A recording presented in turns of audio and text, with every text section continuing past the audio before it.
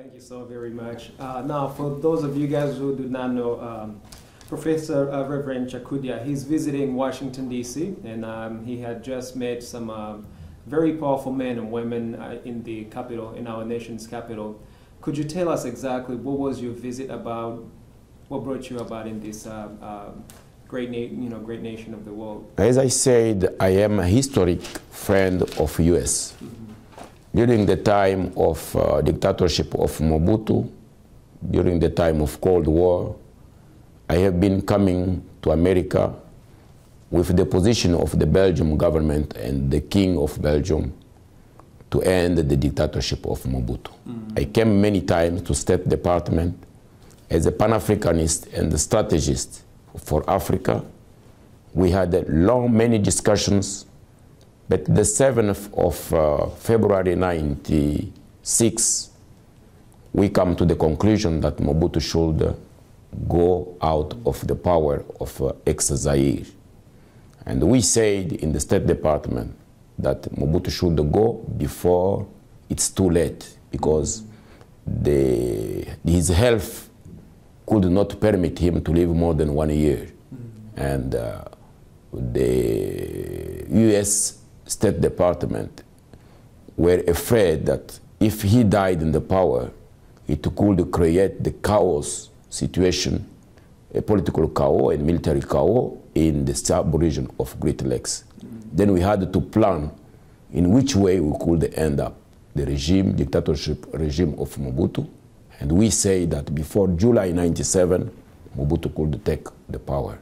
He could go out of the power, that another president could come. And Laurent Désiré Kabila came in 97, in May.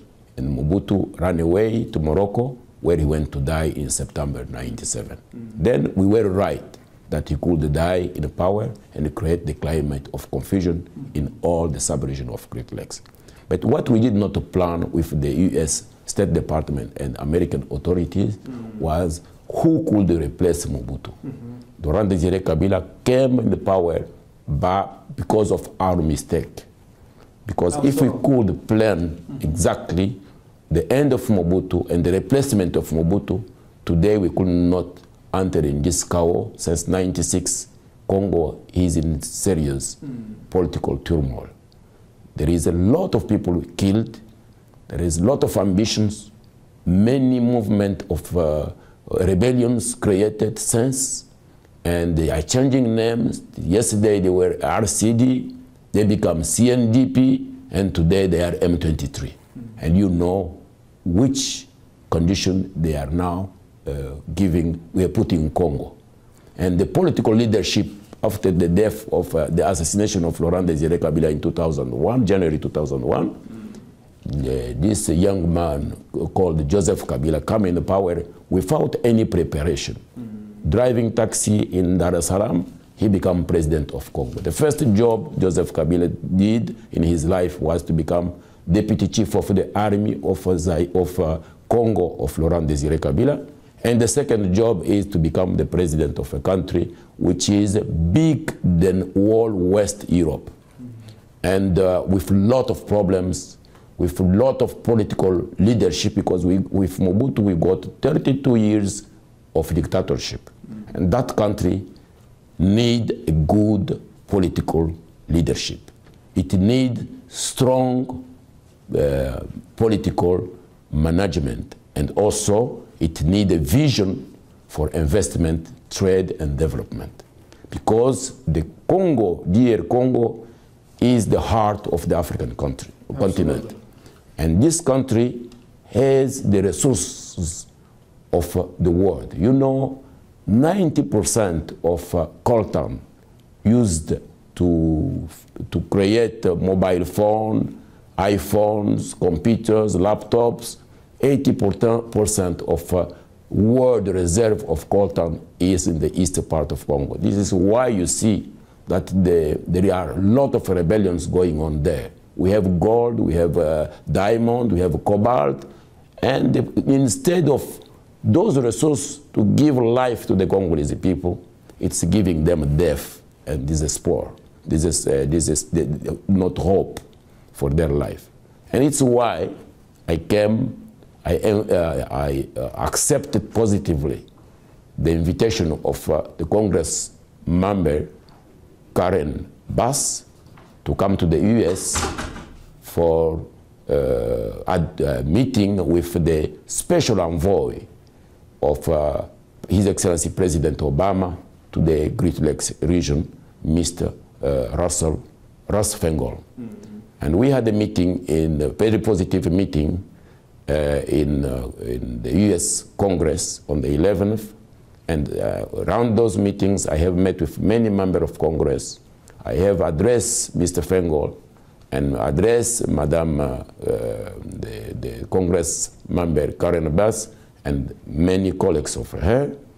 I met with the church leaders to prepare also for the prayer for the President of America and the nation of America. As a long friend or historic friend of America, I came to address Americans and their political leaders and the business that there is a chance of making a new choice for Congo.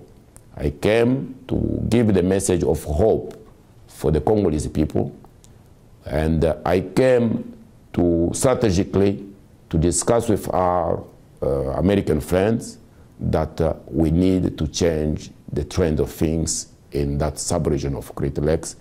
It has been too long for President of Uganda, Museveni, and the President of Rwanda to enter in Congo by force, creating rebellions, to use Joseph Kabila as a puppet. And now it's the time for us to change the future of the Great Lakes region. They have done too much mess in that sub-region. These two presidents plus their puppet in Congo, Joseph Kabila.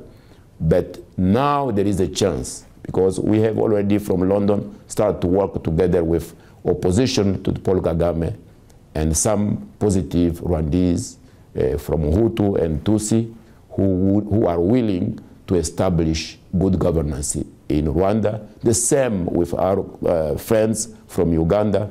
We have a view for the new hope and new future for this whole sub-region. We would like America to help us to change the political leadership in that sub-region before it's too late that the extremist Islamists use the occasion to invade with El Shabaab and other Al-Qaeda groups to invade Congo and to invade the Great Lakes. There is a problem of security which is on table, and we need to act before it's too late.